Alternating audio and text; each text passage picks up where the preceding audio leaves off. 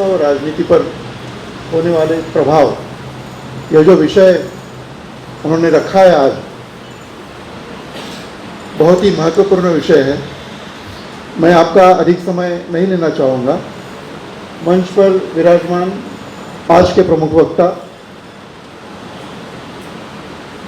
जिनको सुनने के लिए मैं भी बड़ा लालायित हूँ, माननीय विश्वास उर्गी साहब, जिनकी अध्यक्षता में ये कार्यक्रम हो रहा है, वह मेरे सर डॉक्टर श्रीनिवास खांडेवाले थे।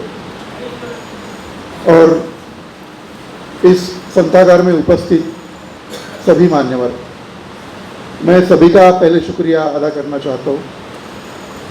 मैं आपका अधिक समय नहीं लूँगा, लेकिन कुछ जो बातें हैं जिसकी चर्चा हम अपने परिवार में करते हैं, अपने दोस्तों में करते हैं, वह चर्चा अगर मंच पर हो जाए और ऐसे छोटे छोटे मंच पर हमेशा अगर होती रहे तो एक, मुझे ऐसा लगता है कि एक जनमत खड़ा हो सकता है, जिस जनमत की बहुत आवश्यकता है आज की तारीख में।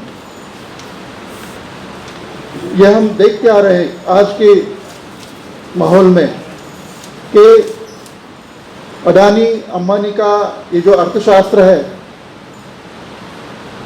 यह हम गौर से देख रहे हैं और बहुत सारी बातें हमारे समझ में आती हैं, लेकिन बहुत सारे ऐसी भी बातें हैं जो अब हमारे समझ के परे हैं। मेरे एक नायडू साहब बड़े दोस्त ही कहेंगे, एक बड़े भाई की तरह है। उन्होंने मुझे कहा कि आपके अर्थशास्त्र में कैपिटलिज्म है और उसके बाद क्रोनी कैपिटलिज्म है, और ये जो अडानी अंबानी का अर्थशास्त्र अभी जा रहा है वो क्रोनी कैपिटलिज्म पार कर रहा है। अब इसके आगे क्या होगा? यह एक फेज है, यह सभी हम जानते हैं। ये बात भी ठीक है कि दुनिया में कुछ भी कायम नहीं रहता, कभी ना कभी उसको मुरझाना पड़ता है, खत्म होना पड़ता है। लेकिन इसको सचेत रखने के लिए, उसको जीवित रखने के लिए जो लोग प्रयास करते हैं, प्रयास मतलब पॉजिटिव भी हो सकता है, निगेटिव साइड से भी हो सकता है।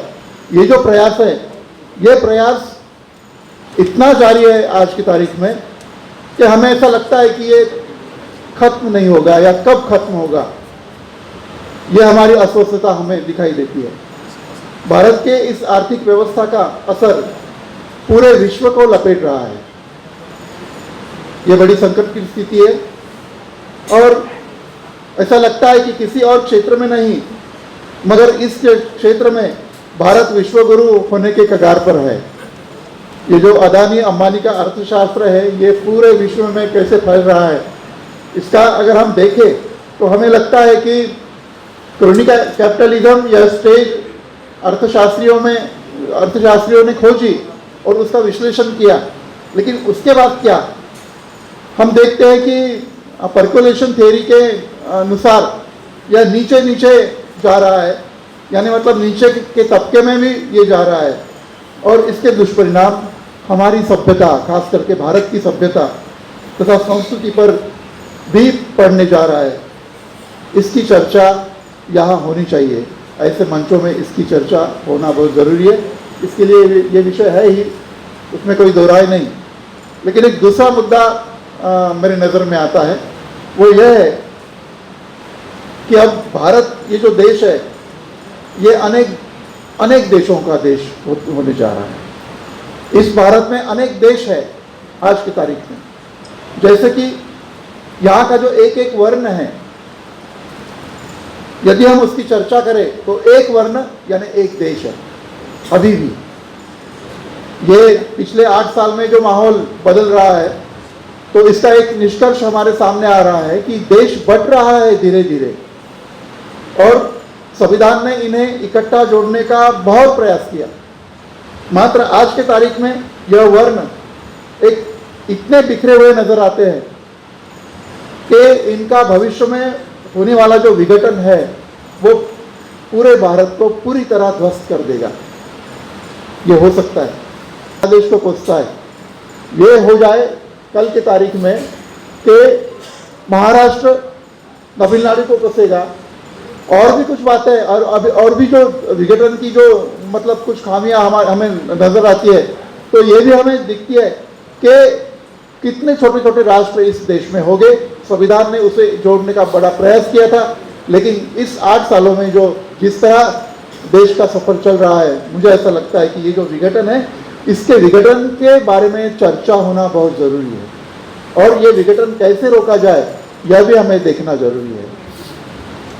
एक तीसरी बात मुझे दिखाई दे रही है, डॉक्टर बाबा साहब आम्बेडकर ने भारत में वर्ण के रूप में ही वर्ग कैसे जीवित है यह बात रखी थी, उसका विश्लेषण किया था, और यह वर्ग कैसे विद्यमान है इसका भी विश्लेषण उन्होंने पहली बार किया जब उन्होंने कोलंबिया यूनिवर्सिटी में अपने एमएस और पीएचडी के लिए 3 कोर्सेज किए, यानी बहुत सारे कोर्सेज किए, 3-3 महीने का एक कोर्स था।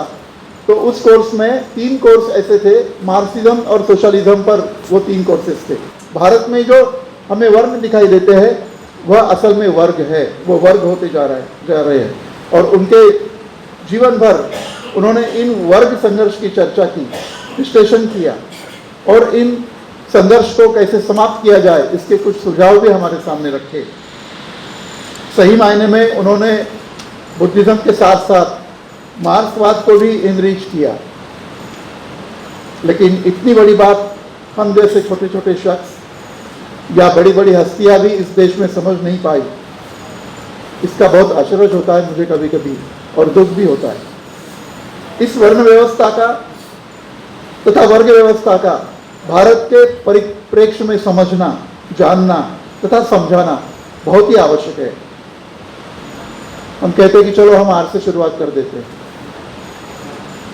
चौथा एक मुद्दा मेरे सामने आता है, वो यह है कि हमारे देश में सांस्कृतिक राष्ट्रवाद यानी हिंदू राष्ट्रवाद, यानी पर्दे के पीछे वैदिक ब्राह्मणिज्म,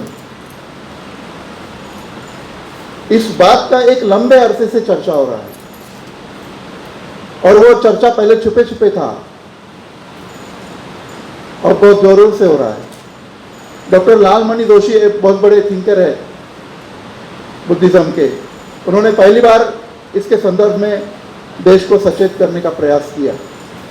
अब यह सांस्कृतिक राष्ट्रवाद, सांस्कृतिक दहशतवाद हो रहा है तथा आंधी की तरह फैल रहा है, और ये पूरे देश में ही नहीं तो देश के बाहर भी जा रहा है। कोलंबिया नहीं, अमेरिका की एक यूनिवर्सिटी है और उसका एक प्रांत है, उसने इसके बारे में कुछ रोकथाम करने का एक प्रयास किया है, उन्होंने कानून बनाया है। तो इसका विश्लेषण हमारे देश में क्यों नहीं होता है? सांस्कृतिक दहशतवाद से सिर्फ भारत नहीं जलेगा, वो ग्लोबल हो रहा है, और इसकी चर्चा करना हम प्रागतिक तबकों की पहली जिम्मेदारी है, ऐसा मुझे लगता है। यह चर्चा होनी चाहिए, और डरने की कोई बात नहीं। अगर हम डरते रहे तो वैसे भी कभी ना कभी जाएंगे, तो इसलिए बिना डर कुछ बातें हमने अभी आज करनी चाहिए। एक स्टेट रिवॉल्यूशन के संदर्भ में कभी लेनिन ने कहा था, cultural revolution precedes technical revolution. Ambedkar की सोच भी यही थी कि कल्चरल रिवॉल्यूशन के लिए पॉलिटिकल रिवॉल्यूशन करने का संदेश उन्होंने इस देश के मजदूरों को दिया था।